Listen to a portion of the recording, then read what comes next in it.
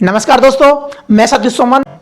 दोस्तों, हमने संविधान की पिछली वीडियो के माध्यम से पढ़ा था राष्ट्रपति के कार्य और शक्तियां, जिसमें हमने राष्ट्रपति की सभी शक्तियों के बारे में जाना।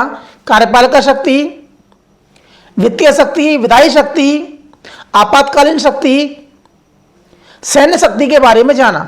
उस वीडियो को देखने के लिए डिस्क्रिप्शन बॉक्स में दिए लिंक पर क्लिक करके देख सकते हैं या फिर आई बटन पर क्लिक करके भी देख सकते हैं। उसी क्रम में आज हम जानेंगे राज्यपाल के कार्य और शक्तियों के बारे में तथा कुछ मुख्य अनुच्छेदों के बारे में भी जानेंगे। तो जिन्होंने अभी तक हमारे चैनल को सब्सक्राइब नहीं किया है, प्लीज चैनल को सब्सक्राइब कर लें। बगल में जो बेल आइकन है उसे भी क्लिक कर दें ताकि हमारी हर वीडियो का नोटिफिकेशन आप तक पहुंचता रहे। भारतीय संविधान के अनुच्छेद 153 में कहा गया है कि राज्य का एक राज्यपाल होगा और एक व्यक्ति राज्यपाल के रूप में 2 राज्यों का राज्यपाल हो सकता है या फिर 2 से अधिक राज्यों का राज्यपाल हो सकता है। तो यह कहा गया है संविधान के अनुच्छेद 153 में। राज्यपाल की नियुक्ति के बारे में बताया गया है अनुच्छेद 155 में, जिसे हमने राष्ट्रपति की वीडियो में भी पढ़ा था कि राष्ट्रपति अनुच्छेद 155 के तहत राज्यपाल की नियुक्ति करता है। 156 में उसकी पदावधि या कार्यकाल के बारे में बताया गया है, जिसमें कहा गया है कि राज्यपाल का पद राष्ट्रपति के प्रसाद पर्यंत रहेगा, यानी कि जब तक राष्ट्रपति चाहेंगे तब तक राज्यपाल के रूप में बने रहेंगे और वह अपना त्यागपत्र राष्ट्रपति को संबोधित करते हुए राष्ट्रपति को सौंपता है। तो अपना त्यागपत्र किसे सौंपता है? राष्ट्रपति को संबोधित करके। और जब तक अपना पद नहीं छोड़ता राज्यपाल, तब तक उसका कोई उत्तराधिकारी उस पद पर ना जाए। संविधान के अनुच्छेद 157 में राज्यपाल की योग्यता के बारे में बताया गया है कि वह भारत का नागरिक होना चाहिए और उनकी उम्र 35 साल की होनी चाहिए। तो ये उनकी योग्यता हो, यानी कि कोई पागल या दिवालिया ना हो। 158 में राज्यपाल के पद के लिए शर्तें हैं, जिसमें बताया गया है कि राज्यपाल संसद के या विधानमंडल के किसी सदन का सदस्य नहीं होगा और ना ही वह किसी अन्य लाभ के पद पर होगा। राज्यपाल राज्य के कार्यपालिका प्रमुख होते हैं, जबकि मुख्यमंत्री सरकार के प्रमुख होते हैं। अब हम जानेंगे राज्यपाल की कार्यपालिका शक्ति के बारे में, यानी कि एग्जीक्यूटिव पावर्स के बारे में।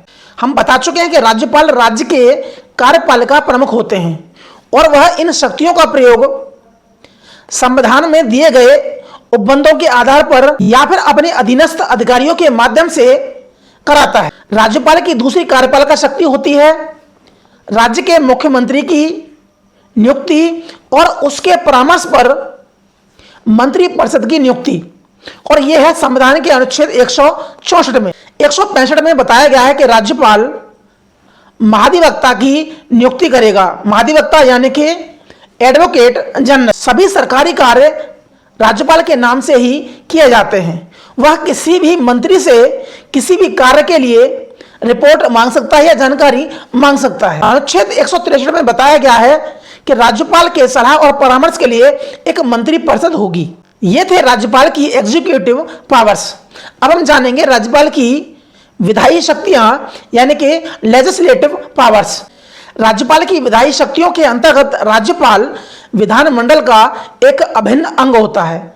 जिस प्रकार राष्ट्रपति संसद का एक अभिन्न अंग होता है, उसी प्रकार राज्यपाल विधानमंडल का एक अभिन्न अंग होता है। वह विधानसभा या विधान परिषद जहां भी हो उसको बुलाता है, स्थगित कर सकता है और विधानसभा को भंग कर सकता है। तो ये राज्यपाल की शक्तियां हैं, विधायी शक्तियां, और यह संविधान के अनुच्छेद 174 में वर्णित है।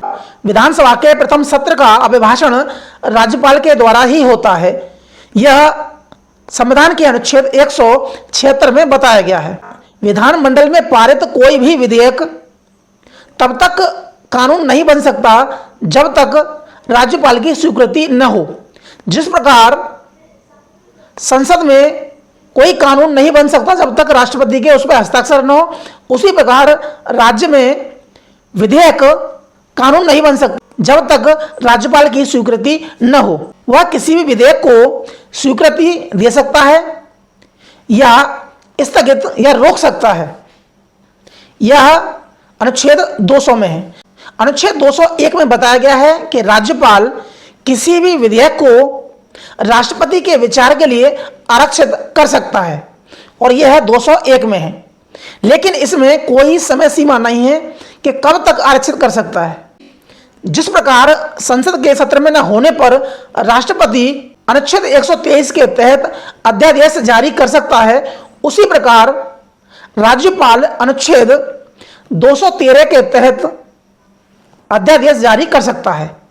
तो राष्ट्रपति की अध्यादेश जारी करने की शक्ति 123 में है, यानी कि 1, 2, 3 में, और राज्यपाल के अध्यादेश जारी करने की शक्ति है वह 213 में है। जब विधानमंडल के अध्यक्ष और उपाध्यक्ष का पद रिक्त हो तो राज्यपाल विधानमंडल के किसी सदस्य को अध्यक्ष या उपाध्यक्ष के रूप में नामित कर सकता है।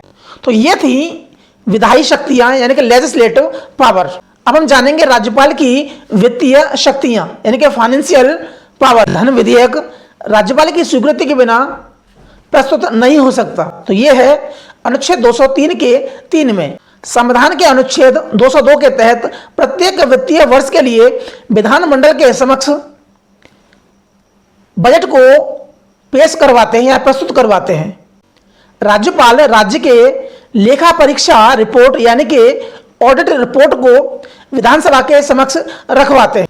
प्रत्येक 5 वर्ष में पंचायत और नगर पालिकाओं की वित्तीय स्थिति की परीक्षा के लिए राज्य वित्त आयोग का गठन करेगा। यह है अनुच्छेद 243 में। राज्य की आकस्मिक निधि पर राज्यपाल का नियंत्रण होता है और वह अप्रत्याशित व्यय को पूरा करने के लिए अग्रिम राशि दे सकता है। राज्यपाल की सिफारिश के बिना किसी भी अनुदान की मांग नहीं की जा सकती। तो यह था राज्यपाल की वित्तीय शक्तियां। अब हम जानेंगे राज्यपाल की न्यायिक शक्तियां। संविधान के अनुच्छेद 161 के तहत राज्यपाल राज्य के भीतर अपराधियों को क्षमादान कर सकता है, उनकी सजाओं को माफ कर सकता है, कम कर सकता है या उसमें कोई परिवर्तन कर सकता है। लेकिन राष्ट्रपति की तरह जो मृत्युदंड को माफ नहीं कर सकता। लेकिन इस शक्ति का प्रयोग राज्य के अपराधों से संबंधित कानून पर ही राज्यपाल कर सकता है।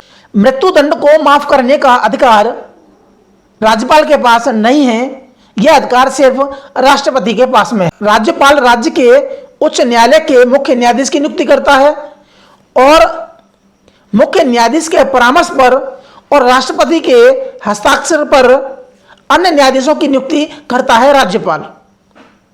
साथ ही जो जिला न्यायालय के न्यायाधीश होते हैं उसकी नियुक्ति भी राज्यपाल करता है। अब हम जानेंगे राज्यपाल की आपातकालीन शक्तियों के बारे में।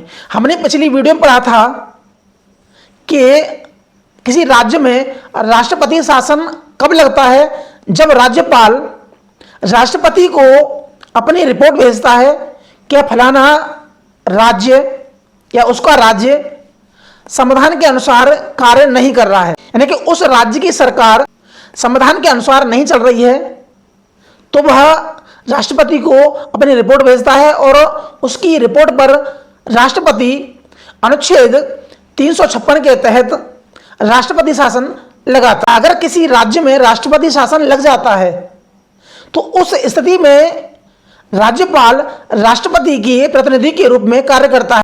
राज्यपाल की कुछ विवेकाधीन शक्ति, जैसे अगर किसी राज्य में कोई भी दल स्पष्ट रूप से बहुमत न पा सके तो राज्यपाल अपने विवेक का इस्तेमाल कर मुख्यमंत्री की नियुक्ति करेगा और इस शक्ति का प्रयोग करने के लिए न्यायालय में कोई वाद नहीं होगा।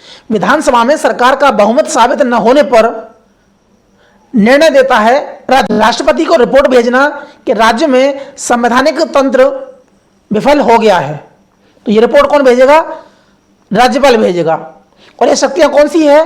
उसकी विवेकाधीन शक्तियों के अंतर्गत आता है। केंद्र सरकार के निर्देश पर कार्य करेगा राज्यपाल, ये भी विवेकाधीन शक्तियों के अंतर्गत आता है। यदि किसी राज्य में राष्ट्रपति शासन लग जाता है तो राज्यपाल मंत्रिपरिषद की सलाह या परामर्श को मानने के लिए बाध्य नहीं होते। अदरवाइज राज्यपाल मंत्रिपरिषद की सलाह को मानने के लिए, परामर्श को मानने के लिए बाध्य होते हैं। तो यह है राज्यपाल की विवेकाधीन शक्तियां। इसके अलावा राज्यपाल विश्वविद्यालयों के वाइस चांसलर की नियुक्ति करते हैं और वह खुद चांसलर रहते हैं। यानी कि विश्वविद्यालय का जो चांसलर है वो कौन होगा? उस राज्य का राज्यपाल होगा। तो दोस्तों आज पढ़ा हमने राज्यपाल के कार्य और उसकी शक्तियों के बारे में। तो आज के लिए सिर्फ इतना ही, मिलते हैं हम अगली वीडियो में, तब तक के लिए नमस्कार।